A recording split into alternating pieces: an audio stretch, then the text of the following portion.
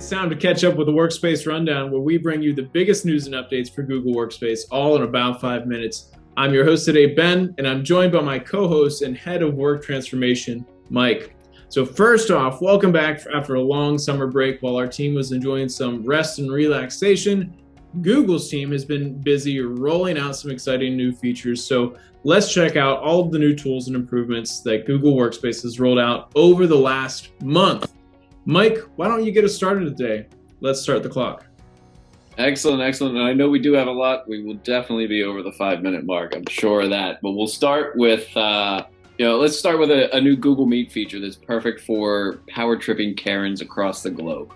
So in addition to now being able to remove a participant, meeting hosts and co-hosts can also tattle on that participant. When you remove someone from a Google Meet, you can fill out an abuse report or just block that user from ever returning. The additional tattling is optional, and this feature is available for all Workspace users right now. Thanks, Mike. The next big update helps admins better monitor and protect their users. So in the Alert Center, admins will now be notified of select critical and sensitive changes made to their workspace configurations. Specifically, anytime any of the following events are surfaced in the audit log. 1, changes to the primary admin, password reset for super admins, and anytime a third-party IDP adds, updates, or deletes a single sign-on profile for your organization. So keep your eyes peeled, probably more importantly, over the coming months, because Google has given us a heads up that specialized alerts are going to be rolling out over the next few months, adding to that list. Excellent. And staying along the security side, going to talk about data loss prevention. I really love seeing a beta grow up and become generally available. This is one we talked about back in April. DLP rules now apply to external Google form uploads.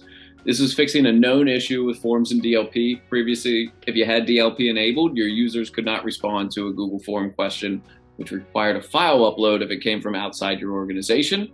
Now your DLP rules will apply to form uploads from externally. So if you can't share something externally due to DLP, you also can't upload it to an external Google form. It's a much needed bug fix, and it's available for all Enterprise Standard and Plus users, as well as anyone on the Google for Education stack.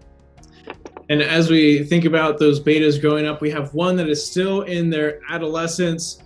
Yes, this is a long-awaited rollout that has finally arrived as an open beta now, and that is Google's DLP extending into Google Chat. So now admins with Google Workspace Enterprise and Enterprise Plus licenses can apply DLP rules to chat, including spaces and group chats, to prevent against sensitive data being shared with unauthorized recipients. Admins can also restrict sharing of text and/or attachments. If you have Enterprise Standard or Plus licenses, be sure to carve out some time ASAP to check out this new capability.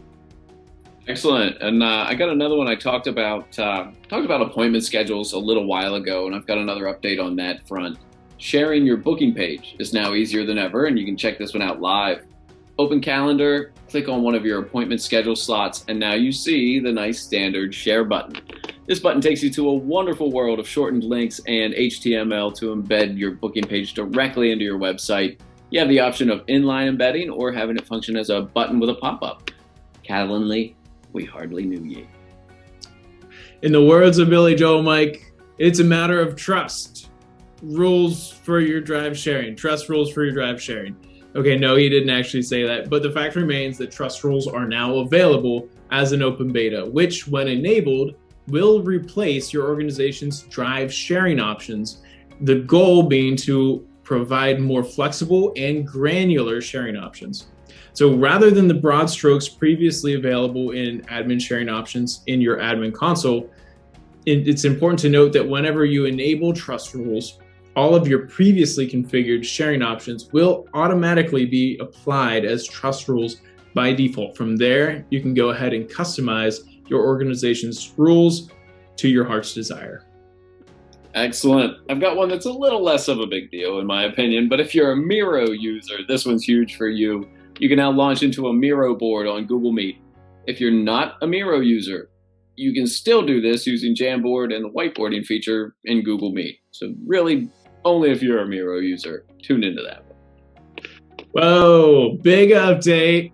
Maybe not really. Forms just got a facelift, adding a slew of new fonts to add style and pizzazz when creating Google Forms. So sure, your marketing and communications might be really interested in this, so be sure that they're aware of it. And if you yourself have ever dreamt of writing a form title in the lobster font, well, now you can make that dream a reality. And if you have something written in lobster font, you can also now give it a nice, compact, comfortable, or cozy setting on your Google site. Google Sites editors can now adjust spacing between the content on their sites, and that's available for all. Check it out today. And if you are a to-do wizard, if you love your to-do list and that dictates your day, now you can print your Google Task lists. Just with 3 clicks, whenever you're in Google Tasks, click the 3 dots, drop down and click print. You'll be able to print that task list. Talking about printing and things offline, you can now edit Microsoft Office documents in offline mode on your desktop, just like with native Google Docs. Changes sync to Drive when you get back online. And oh wait, this just in, offline Microsoft editing with Google Docs is still more real-time than using online Microsoft collaboration tools. Very interesting. Not surprised there. So in addition to the new options for styling fonts, you can now add a rich text experience to your fonts in Google Forms. So you can now customize and add emphasis to your forms with bolding, underlining, italicizing, hyperlinks, and lists. And we got a new integration with Meet and Calendar that lets you see the guest list based on your calendar invite when on Google Meet. So a little big brothery here. You can see who is already in attendance, who's yet to join. You can see RSVP status and notes. And you can also chat attendees directly from Meet if they need a quick ping to remind them about the meeting. If you didn't recognize this yet or haven't heard about it, Gmail has a new integrated view that allows you to use tools a little bit more seamlessly.